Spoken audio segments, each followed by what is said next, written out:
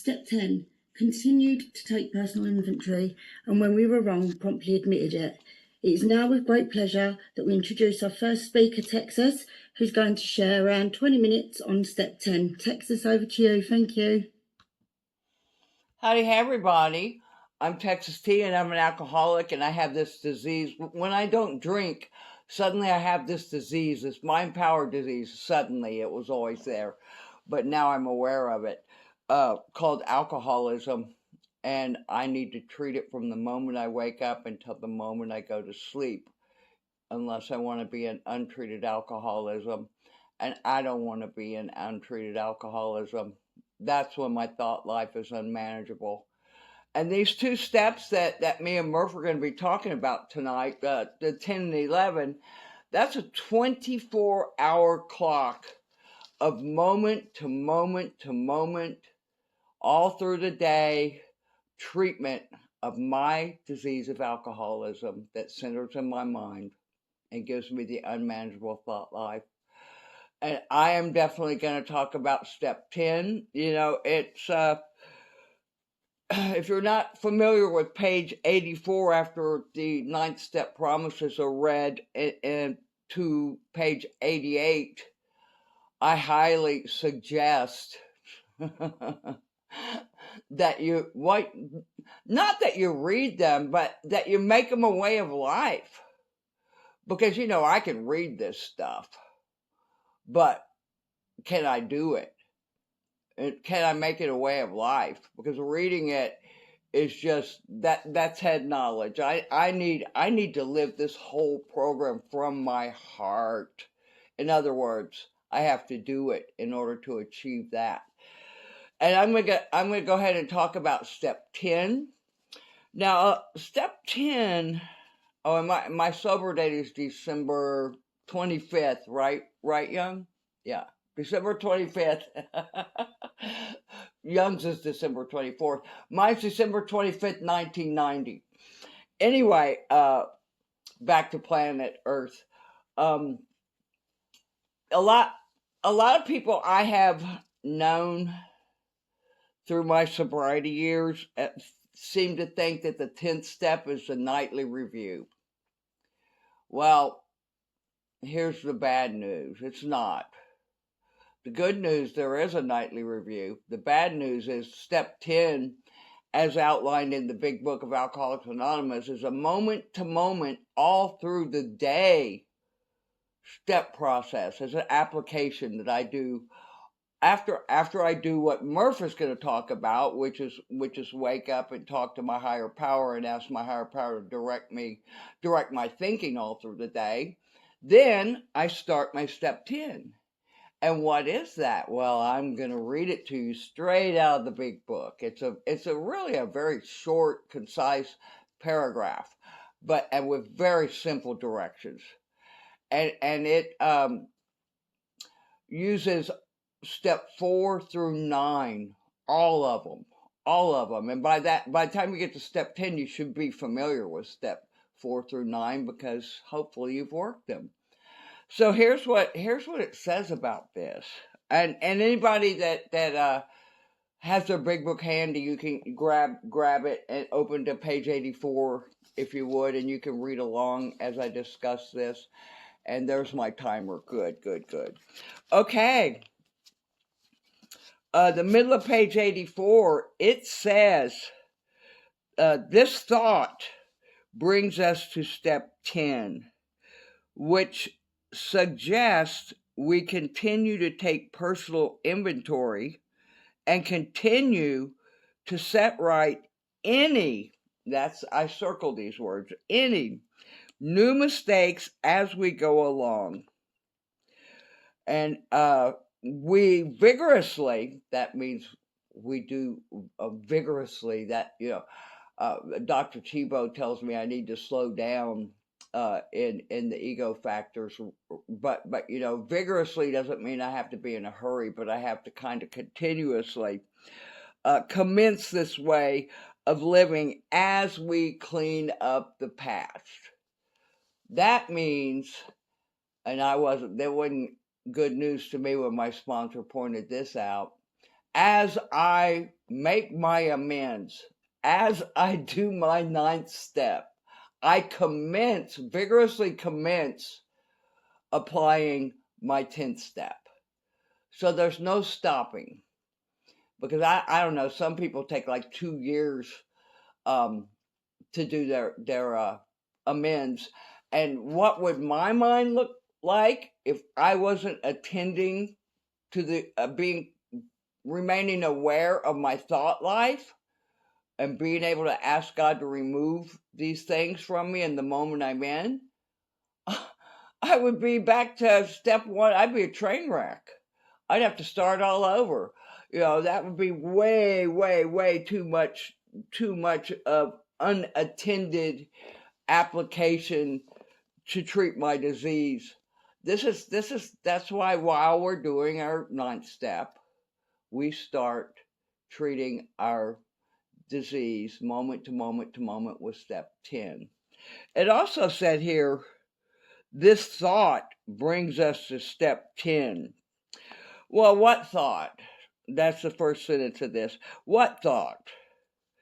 The thought of that these promises are being fulfilled among us, sometimes quickly, sometimes slowly. Here's a thought. They will always, another circled word, materialize if, there's the big if we work for them. So I have to continue with my work. I'm not going to get any of these promises. I'm not gonna actually get any relief from my alcoholism unless I do the work moment to moment all through the day. And I know that I'm going to repeat this, but guess what? People seem to forget things quickly. So yes, I'm a parrot, and I'm going to repeat things. And then it tells me, so while I'm cleaning up my past, it tells me I have entered the world of the spirit. I've been asking God. After step 3, I'm asking God to help me with step 4, 5, 6, 7, 8, 9. I'm going to ask God to help me with this step, all my steps. I'm building a relationship with that power greater than me. And I have entered the world of the spirit. And it's a good world. My next function is to grow in understanding and effectiveness. And that's what this step 10 does. It helps me grow in understanding and effectiveness. I start realizing, because I have a conscious mind, I can realize consciously whether I'm with the power of me or whether I'm relying and trusting on a higher power. And how do I by practicing this step, that's what I start noticing my thought life. I really become aware of my thought life or what emotions are coming up. And then I know I can ask myself, is this a thought from the woman I no longer want to be, which I found out in step 4? Or is this a thought that's coming from a higher power where all the spiritual principles live? It's really just that simple.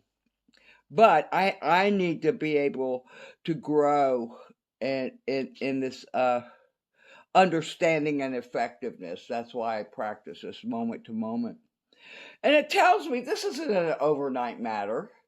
No, it's a moment to moment to moment matter for the rest of my life. But you know what? I love growing in understanding and effectiveness. I love growing. I'm not going to stay in where I'm at, because I am imperfect. I will never be perfect. I need to ask my higher power to help me with everything all through the day, and I'm so grateful for my higher power.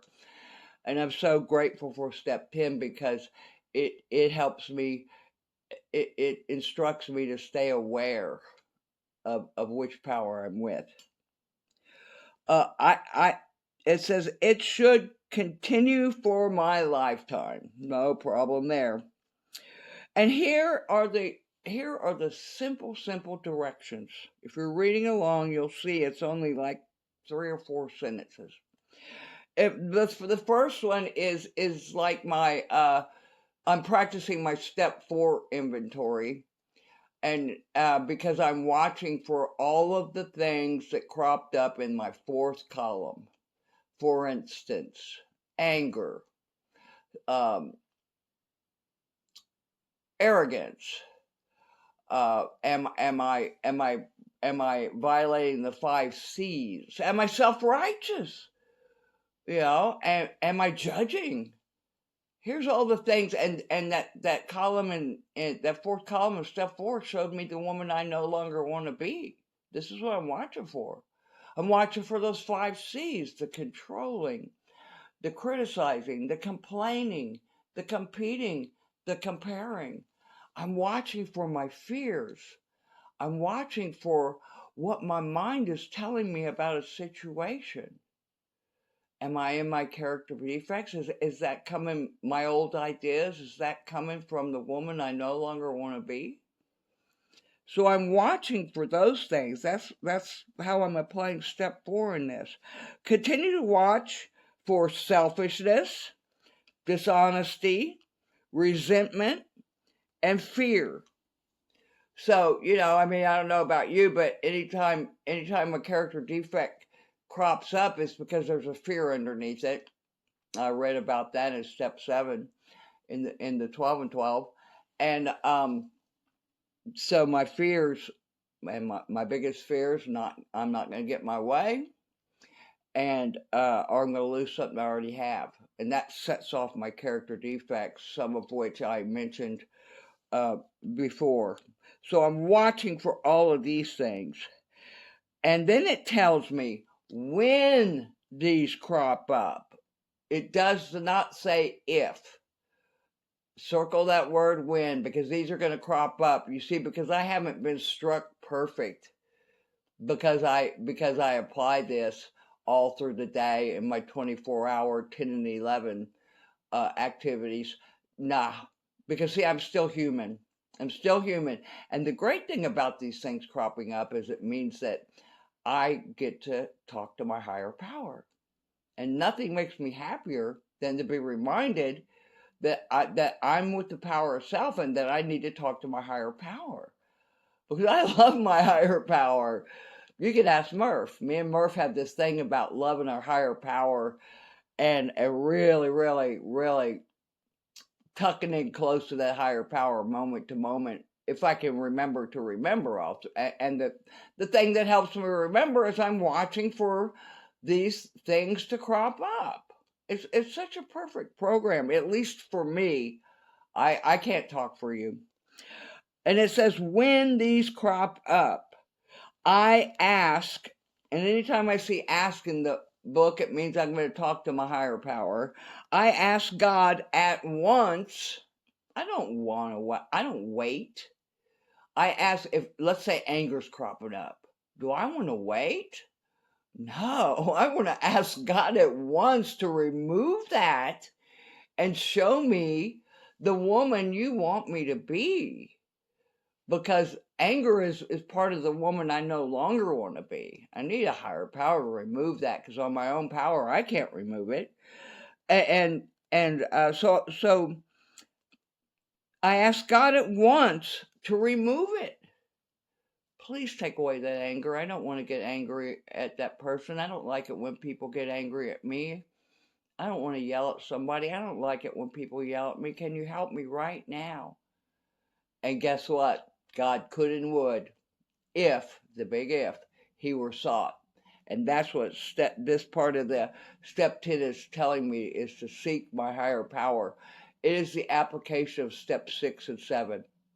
You see, I can't ask. In step 7, it tells me I'm asking my higher power to remove all my character defects. But I found that the application of step 7 is really in step 10, because I can only ask God to remove a character defect as I'm watching and it crops up. Then I can apply step 6 and 7. I was so excited about that. And then it tells me, I discuss them with someone immediately. Now, that one, let me just tell you something. If I, in my early recovery, if I was going to discuss this with let's say my sponsor immediately, my sponsor would have blocked my number, because I would have been calling her every 20 minutes. Because, when I first start practicing step 10, I'm going like, this is so exciting. I anger cropped up, better call my sponsor. Self-righteousness cropped up, better call my sponsor. But so for me, and guess what? My sponsor's always going to ask me, did you talk to God about it?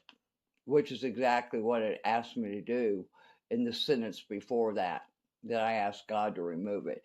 But I don't know about you, but my sponsor would have blocked me. But if you need to call someone, do it. Discuss it with somebody. And then it tells me, then I make amends quickly if I have harmed anyone. Wow. There's step 8 and 9. The part about calling to discuss somebody, there's step 5. And now it's telling me I make amends. There's step 8 and 9. Wow. So in those, I think 3 or 4 sentences, we just got the combined application of step 4 through 9. That's a cool. I mean, I'm blown away. I'm blown away at how simple this program is and how simple the directions are.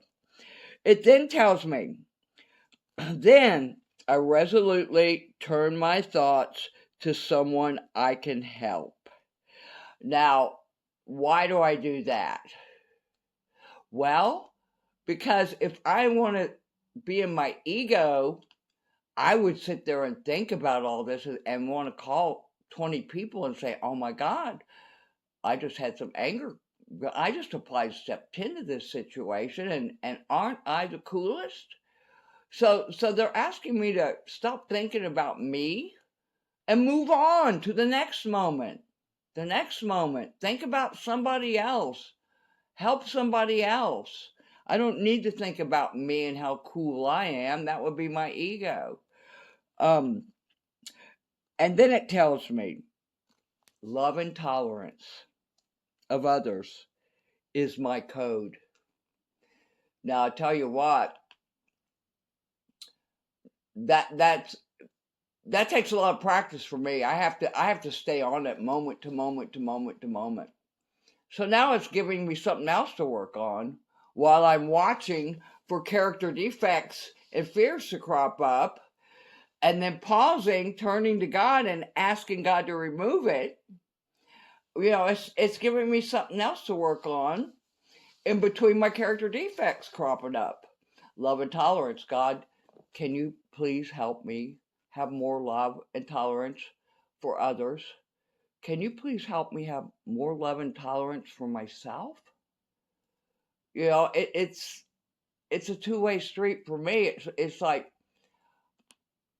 it's just not fair to ask God to have love and tolerance for all of you if I'm not going to ask God for me to have love and tolerance for myself. I want it to be full coverage, because that's the beauty of this program for me. I have like a couple of minutes left, so I hope that helps people. That this is a moment to moment to moment thing. And let me tell you something. After you practice these simple directions for a while, it becomes automatic. Yeah, it takes some effort at first, but every moment of effort I have put in pays off all through the day. And now it's just a way of life for me. It's automatic. I'm automatically, constantly watching what my thought life is. Grocery store line. I'm impatient. I catch it. Turn to God. I pause. I turn to God. I ask, can you help remove my impatience and help me be patient? Because you know what? If I'm impatient, I'm irritable, restless, and discontented. I'm with the power of me. I'm in my untreated alcoholism. That's a simple example. You're driving your car. but you're driving everybody else's car. And I catch this. Oh my God. I'm I'm I'm judging and criticizing how everybody else is driving. I'm not even paying attention to my own driving. God, pause, turn, ask God, can you help me have love and tolerance for all these drivers? Can you help me drive my own car? Can you help me be a courteous driver? Man, I love asking God to help me with everything in my life, whether it be small or big. Now I'm just going to close it with that nightly review. I can say it is not, step 10 is not the nightly review. Step 10 is the moment to moment, all through the day step. And the nightly review, it is in the 11th step in the big book, but in the 12 and 12, Bill put, which was written, I don't know, 15 or so years later, the 10th step is put, I mean, the nightly review is put in the 10th step in the 12 and 12. So I just call it the nightly review. And that way you can review and you can ask God to help you see what you missed during the day. How did I do today, God? How did I do today applying my 10th step moment to moment? How did I do today, God? It's another step where you ask God to help you review it. And anyway, I'm going to kick it on over to Murphy. Murph. Thank you, everybody. So good to be here. Thank you, Texas, for your service this evening. So we're going to go on to step 11, sort through prayer meditation to improve our conscious contact with God as we understood him, praying only for the knowledge of his will for us to carry that out. Murph, it's now a great pleasure that you come in and speak on step 11. Thank you. Thank you. It's amazing to be here. Murph, alcoholic. Like Texas said, but I walked into this program. I did not have a loving God when I walked into this program. I basically had no God at all, right? And as we work through the steps, it took a long time for me to find that God, to search and seek out something that was comfortable for me, something that I could learn to trust and to have faith in, right? And the two reasons why I have a problem with God, or the two reasons why each and every one of us has a problem with God, the first one is because we haven't fully surrendered in step one. My idea of what God is not a good idea.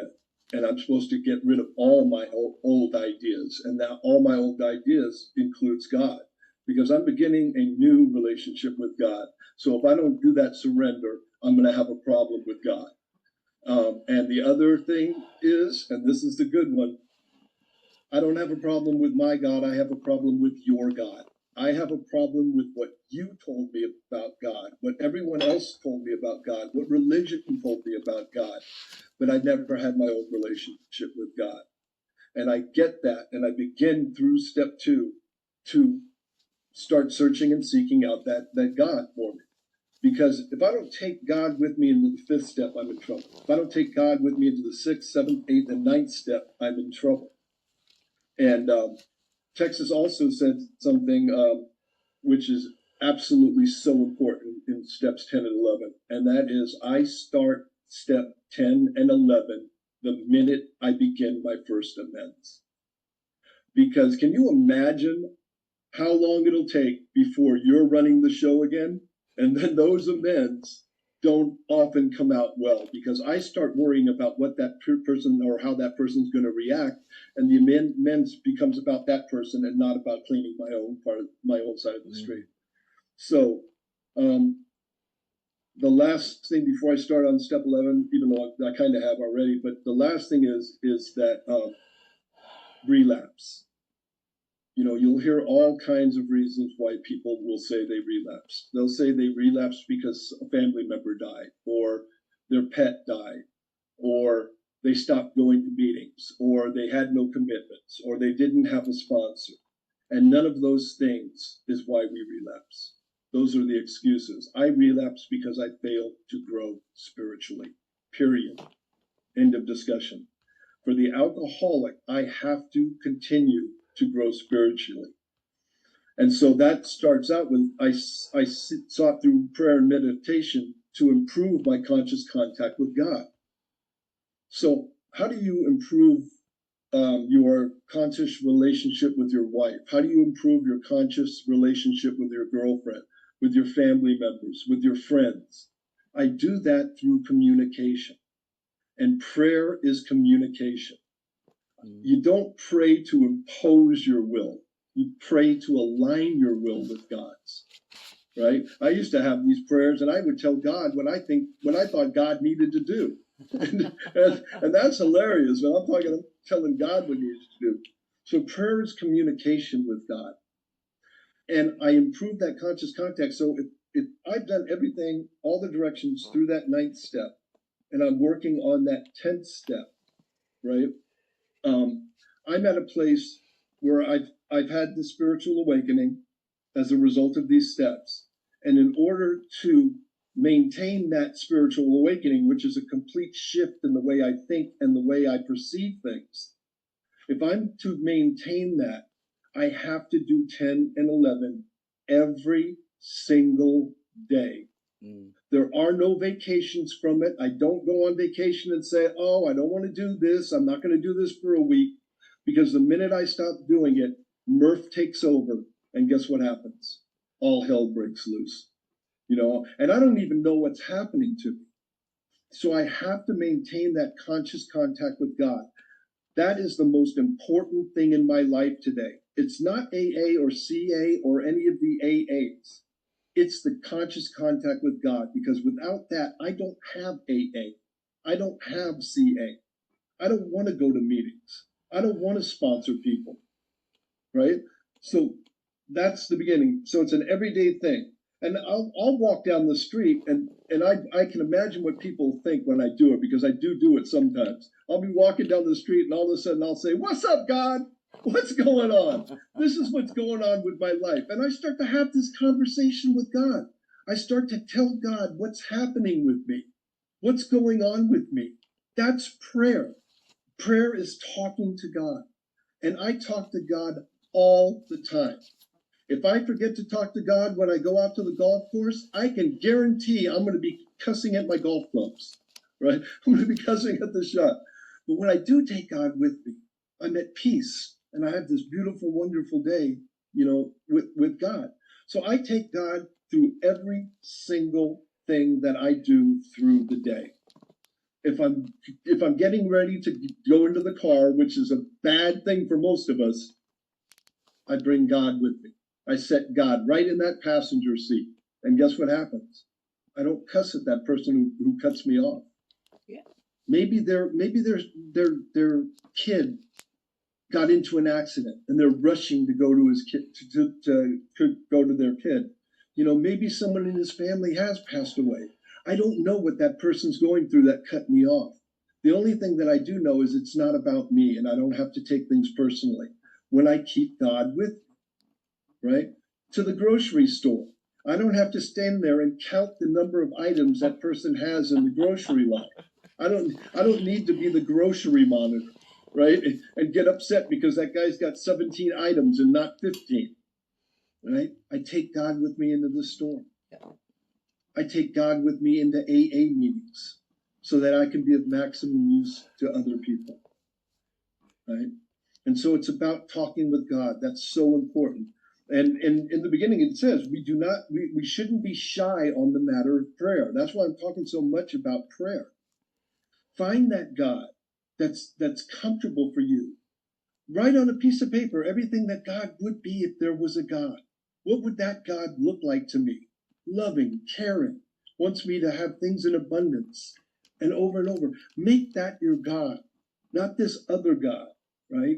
Make it a God that you can have this relationship with. And it says, and meditation. It doesn't say prayer or meditation. That's right. The reason why I don't do meditation is when I don't do meditation is because it's not important enough to me. If it's important enough to me, I'll find a way. If it's not important enough to me, I'll find an excuse. And there's no excuse. You can go onto YouTube. If you don't know how to meditate, go onto YouTube. If you're having trouble meditating, go through some guided meditations on YouTube. Do it for a minute today. Do it for a minute tomorrow. In a week, make it 2 minutes. Then make it 5 minutes. Because there's a promise in the 9th step. And it says we will intuitively handle situations that used to baffle us. I cannot have an intuitive thought if I'm thinking. So I go into meditation and I let the thoughts run through my head. They run through my head, and I get rid of the thoughts that are lies, that aren't real, until I come to a place of peace. And when I'm at that place of peace, that's when God speaks to me. And he doesn't say, hey, Murph. It's through intuition. It's through that feeling, that gut feeling, that comes from the heart. Have you heard somebody say, do the next right thing? I used to say, if I knew how to do the next right thing, I wouldn't be here, right? The next right thing is going to God. Yeah. A little later in the step, it says, pause when agitated or doubtful. What is that pause for? That pause is to bring God into the situation. It's to take all the thoughts that I have concerning whatever situation that is and release them. Yes. And then listen for God. What's that intuitive thought? What's that guided thought that comes to me? So meditation is so important because it's listening to God. And as you do this every day, it starts to become a working part of your life. Yes. It starts to become a place where you don't even think of doing it. Mm. It just comes naturally. When I'm doubtful, when I'm pissed off, when I'm whatever.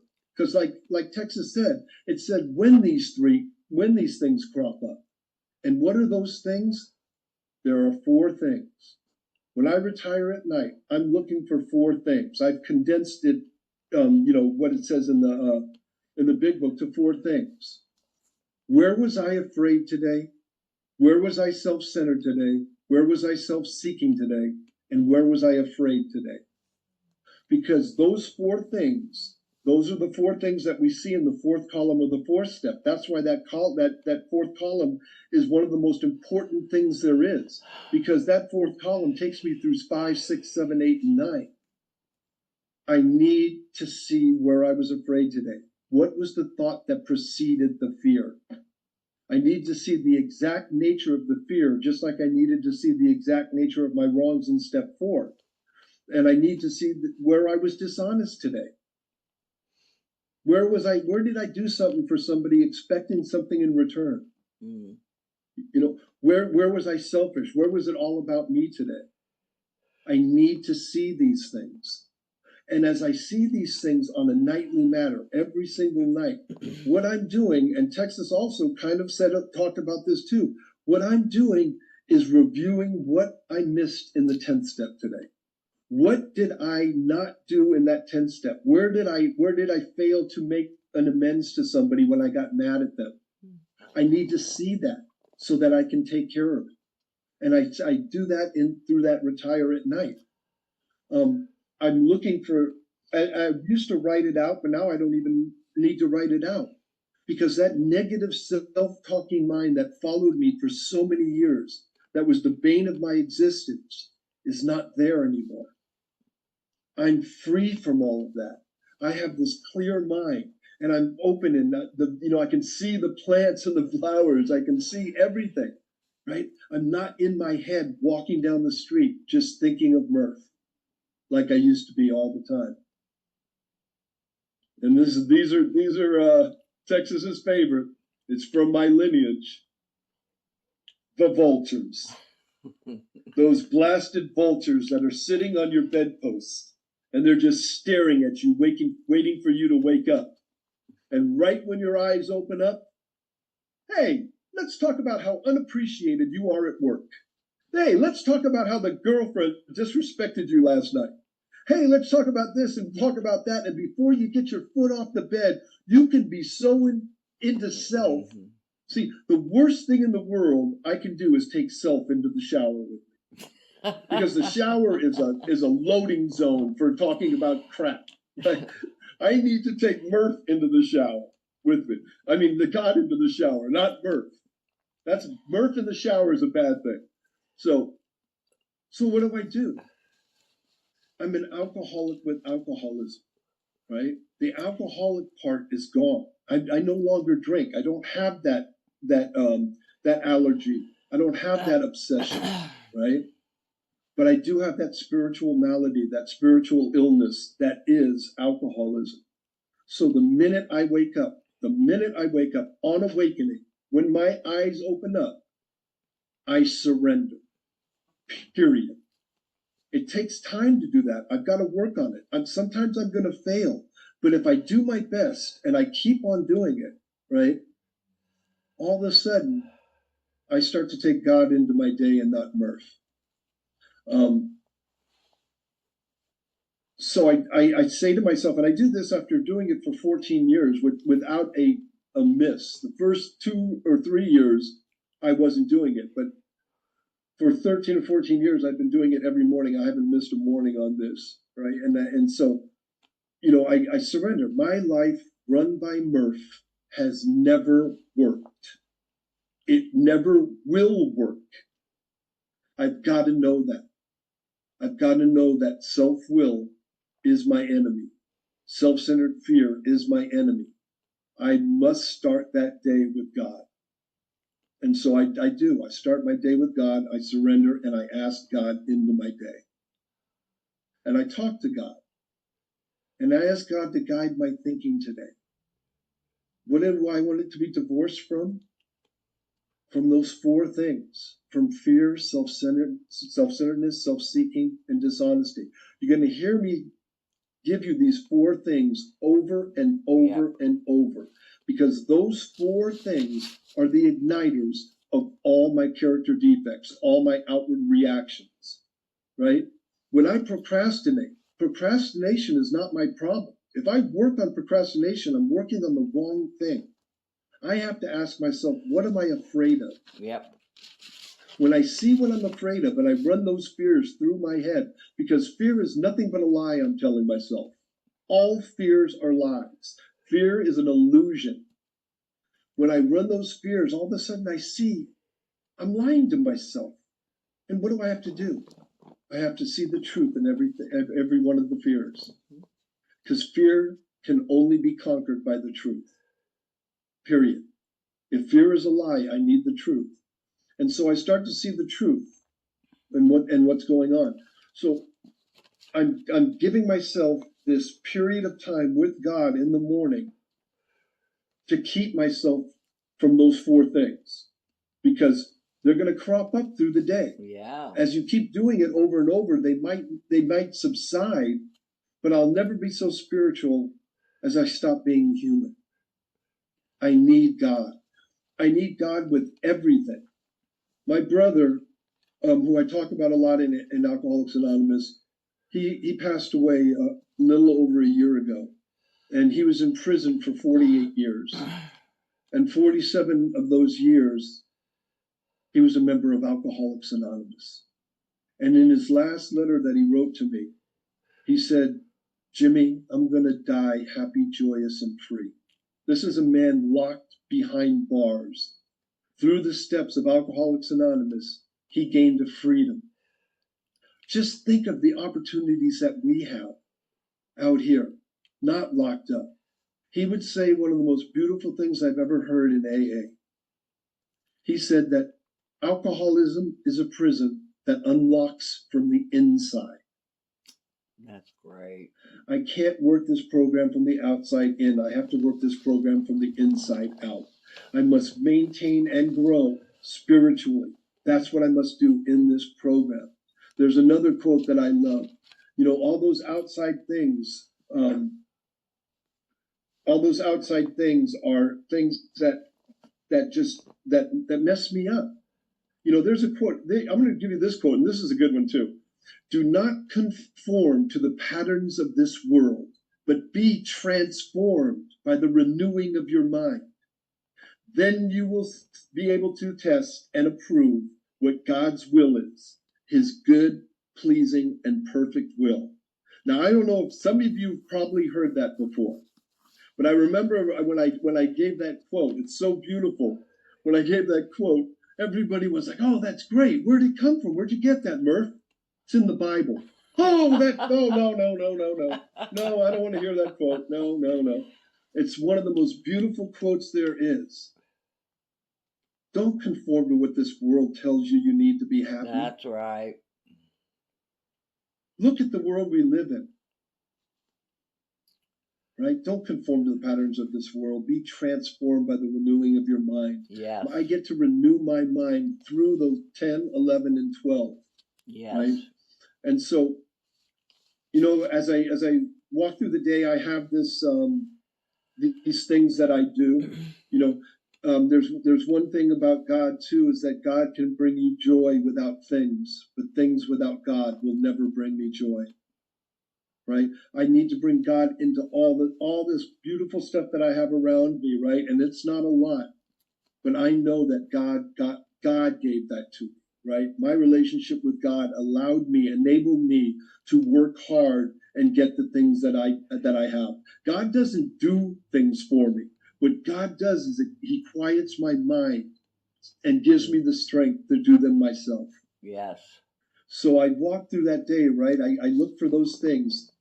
As I'm walking through my day in the 11th step, I talk to God as much as possible. But one thing that we can't do, and if you're doing it, I highly suggest that you change it, because there's a quote that goes, "If I parrot my prayers, I'll stay locked in the cage."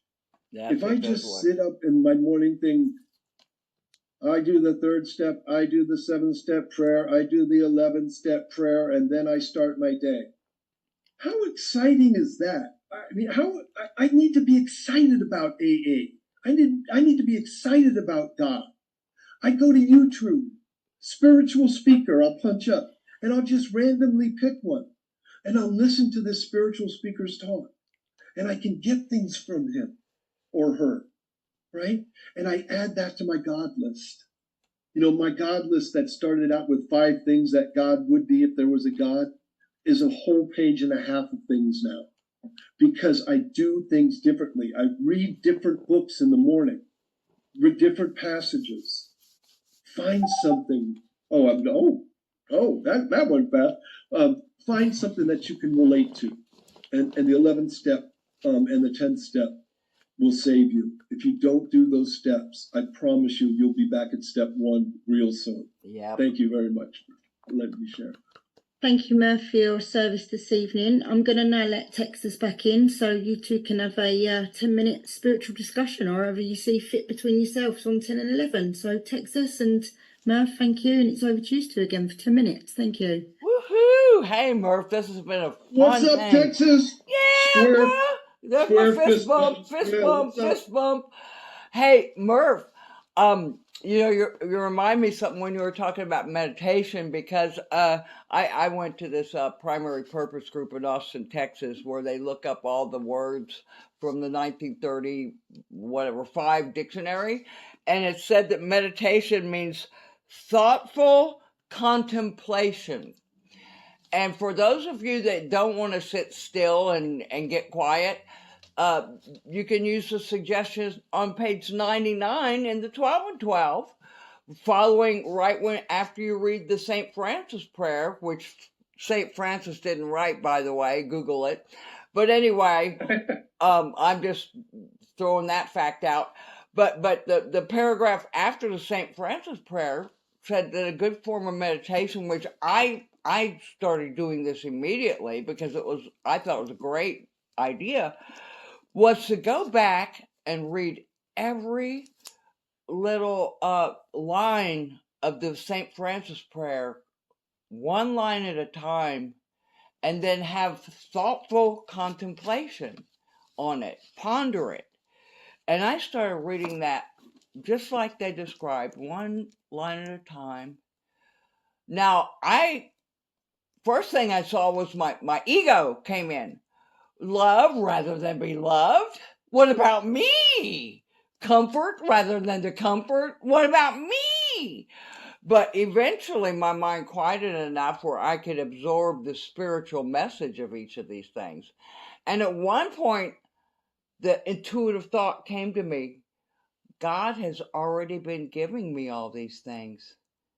God would like it if I would learn how to give these things to others without needing anything in return. And I'll tell you what, for anybody who needs a different meditation, try the one on page 99, because my heart just got filled up talking about that. And there was another thing I wanted to say, but I forgot. So what do you have to say? Did I leave anything out on that 10th step? You got anything to add to? I don't think so. I think you got most of it. You know, when it says to watch, look up the word watch. Yeah. You know, watch for fear. Watch for selfishness. Watch for self-seeking. Watch for dishonesty.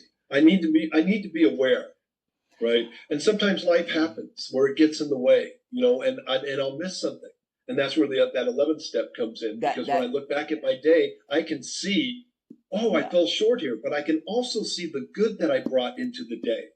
It's not morbid reflection, like they said. It's just finding out facts about me and my day and how I was during that day. But there's another 1939 quote too. Definition. I'll give you this one because the word's used so much. Suggestion, right? That's used that all the time. Suggestion, right? In 1939, the definition of suggestion was a subtle command. That's perfect. Well, I needed Think of it that way. I needed a subtle command, and you know, and I love all this stuff because, you know, in that step 12 it tells me I've had a spiritual awakening. So now what is my job? I need to stay awake and practicing that as you were saying, that 10th step, watching what my mind is telling me, watching. That is staying awake. I can't catch those things unless I'm spiritually awake. So, you know, moment to moment for those 24 hours, it's all in those simple directions. And you know, like if I act out on one of my defects or fears, that means I was spiritually asleep. So I need to wake back up. You know, and I need God to help me. God, can you help me stay awake? Being asleep is so painful, isn't it? Mm-hmm. Yeah, you know, and another meditation that really works well for people that are just starting to meditate is you get to a quiet place, right? Now, I'm not saying quiet in your mind. I'm talking about your surroundings to be quiet. When Jesus meditated, he went up into the mountain into a quiet place to do that, right? So it's kind of the same thing for us. I find a quiet place. I bring into my consciousness something that's bothering me. Like one of the things I brought to my consciousness was I was procrastinating on going to school, right? I would put it off and put it off and put it off. And all of a sudden, you know, I brought that into my meditation, and I brought the thoughts that, you know, that had to do with what was bothering me. And the first one was that I'm afraid I won't make the grade. I won't make grades. And then, you know, in this mindful meditation, I'm like, wait a minute, that's a lie. How do I know if I'm going to make the grades or not? Right? And I gave that to God. I was afraid I couldn't afford school. I didn't even know what school cost. And I was afraid that I couldn't afford it, right? And so I brought there's a lie. Give that lie to God. And as I go through my meditation and I see that all these fears concerning this certain thing are all lies, all of a sudden, when I've gotten through the last thought, I'm quiet. My whole mind is completely quiet concerning that situation. And then that intuitive thought can come. And I remember the intuitive thought that came to me, I remember to this day, was from my friend Rob, who I know was 50 years old when he went back to school, but I had never thought of calling him because it was racing in my mind how I couldn't do it. Mm. I called him. I enrolled in college 2 days later, and I had a grade point average of 3.9 through college. That was coming from a guy who told himself that he couldn't make the grade. I See, get these things through the meditation. see, I love that because you just showed how if you got Murph out of the way, all the fears, all of that garbly goop that clogs up our channel to that higher power, our thought life, we get that out of the way, then God, the channel's clear and God can come through with that intuitive thought. Let me call my friend Rob. Oh, And you know what I like to ask too? Texas, you're a lot like me, but how did you get to a place where God became your best friend, and how God, how you had this great, loving, happy relationship with God?